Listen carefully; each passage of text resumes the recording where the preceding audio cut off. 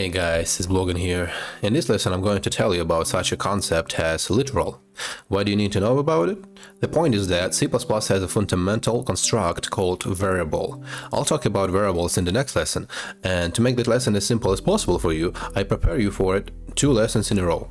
First, you learned about data types. We need to know about them because when we create variables, we are constantly specifying the data type. In this lesson, I'm going to talk about literals because variables store values in them. And in this lesson, I'm going to show you what values even are in C++. Let's get started. First, I want to explain what the word literal means in the context of C++. A literal is a fixed value that a program cannot change. For example, the number 10. You can't make the program think that 10 is 5 or 3. 10 will always be 10. Or for example 4.5. This is decimal, but it's also fixed. You can think of a literal as being the same as the word value. That is, a specific number, character, or text.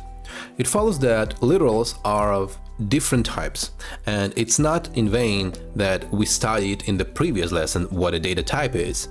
We're going to need them. Literals can be integer, decimal, character, string, logical, and user-defined. Let's start with integer ones. Recall now what are the integer data types. These are types short, int, long, and long. What do the literals of these types look like?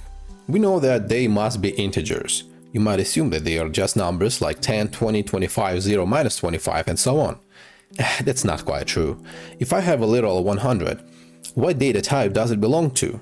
How do I determine that? Look, if you write a simple integer, it's considered to be a literal of type int by default, because this type is the most popular. Accordingly, literals minus 1000, 0, 5, 6, and so on are all literals of int type. You can write these literals in the code, for example, like this.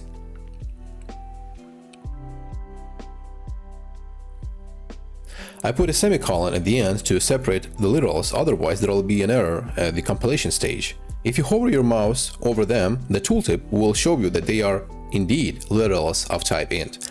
But the int type has its own range, and the question may arise, what happens if I write a literal that doesn't fit into the int type? Here's an example of such a value.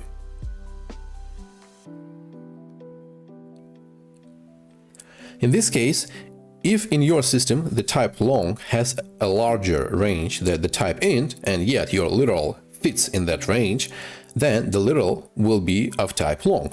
In my system, the int and long types are the same, so in my case, the compiler will check if my literal fits into the long type. If yes, the literal will have the type long.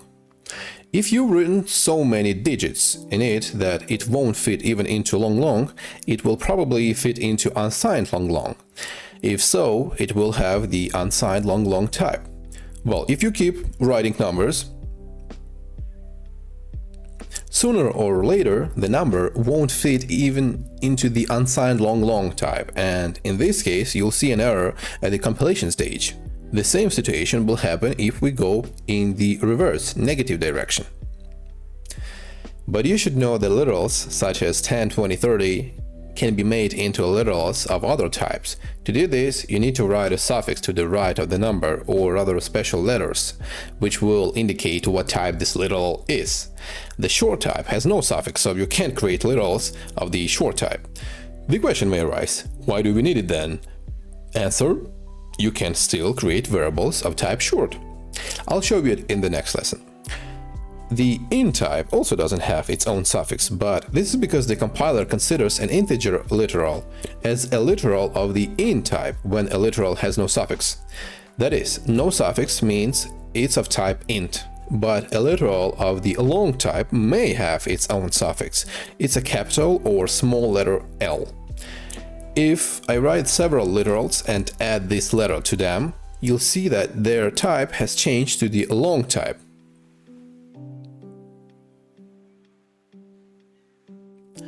I advise you to choose a big letter because a small one may look like the number 1. Accordingly, if you want a literal of the long type, you should write 2 letters, L. To summarize, the short type has no literals of its own. If an integer literal has no suffix, it's considered to be a literal of int type by default. The suffix l together with an integer value gives us a literal of type long, and the suffix ll together with an integer value gives us a literal of type long. That's all sorted out. Let's move on. We have three decimal or floating point data types: float, double, and long double. Before we study their suffixes, we need to understand the default type of decimal literals. Let's take the value 2.5. We can just hover over it with the mouse and realize that this literal is of type double. We can conclude that decimal values are of type double by default because they are the most popular and efficient. I also want to show you now how else you can write decimal literals. Let me write all the variants and then I'll explain them to you.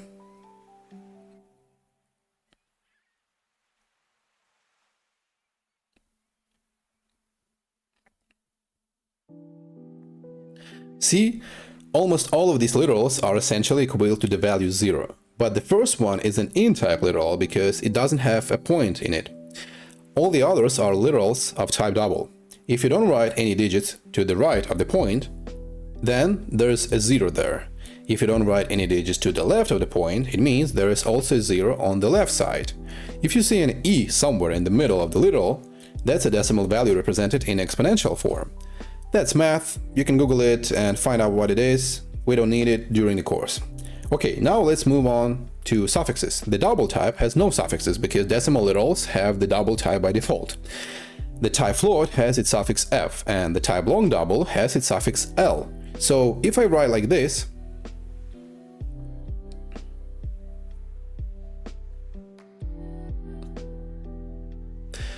this is the double type, this is the float type, and this is the long double type. But pay attention that if you want to write a literal with the type long double, your number must also have a point, otherwise it'll be the type long. Let's move on to characters. Let's remember what character data types we know: char, wchar-t, char-at, char-16t, and char-32t. There are different literals for each of them, but first you should know that character literals are taken in single quotes. That is, like this, for example. Why? Because imagine the symbol 1. Is that a number or a character? The compiler thinks it's a number, although 1 can be represented as a character. To do that, we need to add single quotes. You'll see the color of the literal change. That's taken care of. By default, a character literal is of type char. Accordingly, the char type doesn't have any suffixes, but the others do. Let me write literals of all types and you'll understand what type they are.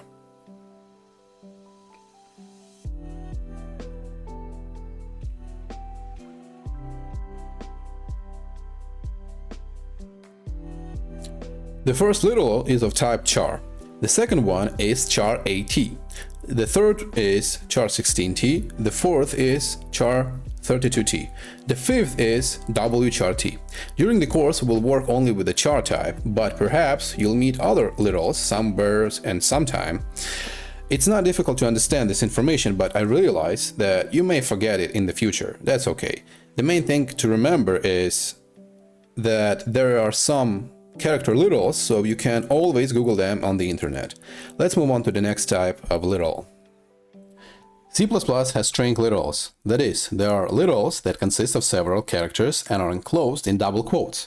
Remember, if a character is enclosed in single quotes, it's a character literal. If in double quotes, it's a string literal, or a text literal, if it's easier for you to understand. In fact, you were just working with string literals. Think about how you display text on the screen.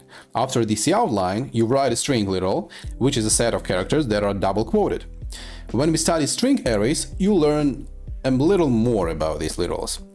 And since string literals consist of characters, they support all the types that character literals support. So if I write like this,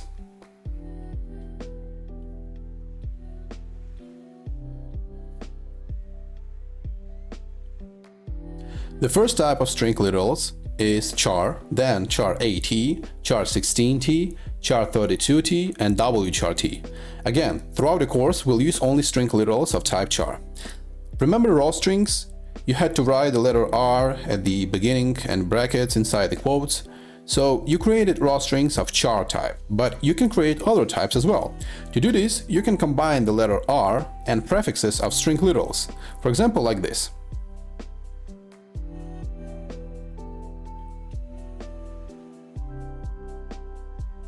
The types of these literals are the same as in ordinary string literals, but now they are also raw strings, in which escape sequences don't work. Let's move on to the next type of literals, logical or boolean. As you can remember from the previous lesson, the bool type is a logical type and can have only two values in itself, the equivalent of true or false. To make it easier to read logical values in code, C++ has true or false literals. Throughout the course, I'll use them to assign values to logical data.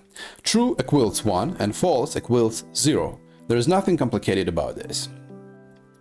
You should also know that you can create your own literals, that is, values that will mean something and will be used in your code. I'll show you how to create your own literals, but somewhere in the end of the course, in about 150 lessons or more, because this isn't something that's required knowledge in C++. I'll say even more, you'll probably never encounter it in programming. That's why I put this topic at the end of this course. Now, let's use all these literals. Where? In displaying information on the screen. You know that Cout knows how to output text on the screen. You also already know that text is actually a string literal. But Cout knows how to output any other literals as well. Let's start by trying to output all integer literals so you can see what they look like on the screen. Here, everywhere I want to display the value 1, then move the cursor to a new line, otherwise all the values will stick together on the same line.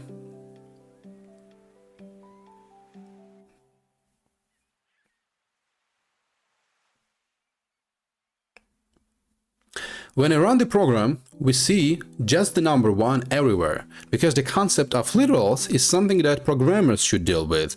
Program users don't need to know it. For them, a value 1 is always a value 1. Also, Cout can print all decimal types to the screen. Let me add here the code that displays literals of types float, double, and long double.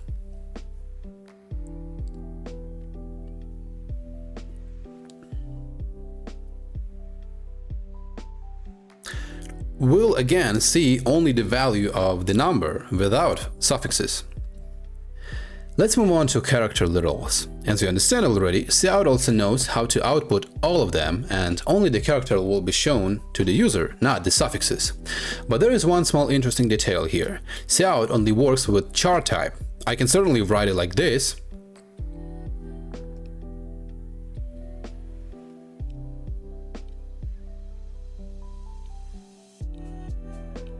and when you run it, you'll see an interesting picture. Only the first two characters are output as characters. Why are the types char16t, char32t, and wchart printed as numbers? The point is that Cout turns them into numbers. Remember that characters are stored in memory as numbers, and displays their indices on the screen. How does it do that? The thing is that Cout thinks that here you pass numbers to it, because it doesn't know how to display literals of these types. But it does know about the first two. What to do? There are other versions of the Cout tool for this purpose. For example, there is a version of Cout called wcout. It can work with the type wchart. For other characters types, you need to create your own versions of Cout. You don't need to know how to do it, because during the course we'll use only the char type and Cout. With string literals, the situation is almost the same. Let me write all string literals on the screen.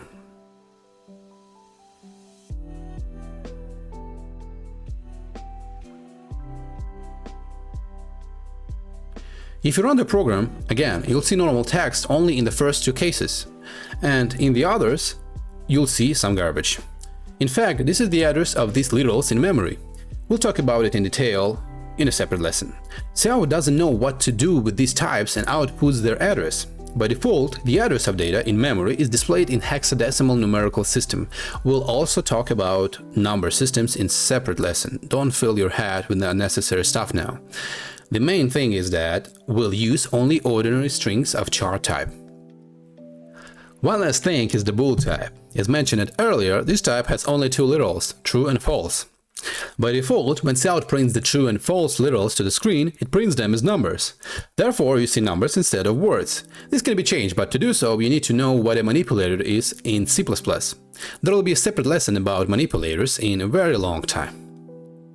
Okay, we will learn that we can create and display literals on the screen. But so far, we've been outputting these literals separately, one literal for each Cout. This is not convenient. So you should know that you can combine any information you want to display thanks to double left angled brackets. Imagine a situation where I want to display the text "my age is" followed by an integer literal of the value 27, because I'm 27 right now. I could do it this way. As you can see, I just have to separate literals from each other, and that's it. And like this, I can go on indefinitely, creating a chain of different literals. Let me show you by completing a little bit of code.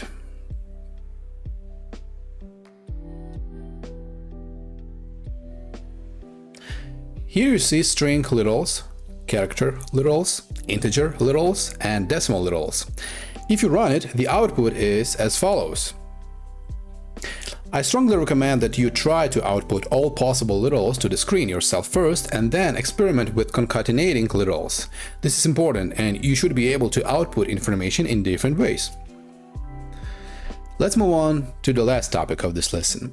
In the lesson about escape sequences, I showed this sequence. You should remember that a single quote can be safely placed in a string literal and it will be printed. But why do we need an escape sequence with this quote if the quote can be output without / character? The point is that a single quote is a character. Let's try to create a character literal with a $sign. It's fine. We can even display it on the screen and we'll see a $character. Now let's try to create a double quote character literal. Also, everything works. But if you change the double quote literal to a single quote literal, an error occurs. Why? Because when you create a character literal, you are already using single quotes. In this context, they point to the beginning and end of the character literal. How should the compiler realize that here the second quote is a character and not the end of the literal? For this purpose, the center quote must be converted into an escape sequence. Then everything will work. That's where you need this escape sequence. And now I'm going to summarize the whole lesson for the purpose of repeating the material. Today we will learn that C++ has such parallels as literals. A literal is a fixed value of a certain data type that cannot be changed by the program. Literals are of different types. We'll use only the most popular ones, that is literals of int, double, char, bool, and string literals of char type. We've studied enough information to learn how to create data in our code, so the next lesson will be very interesting.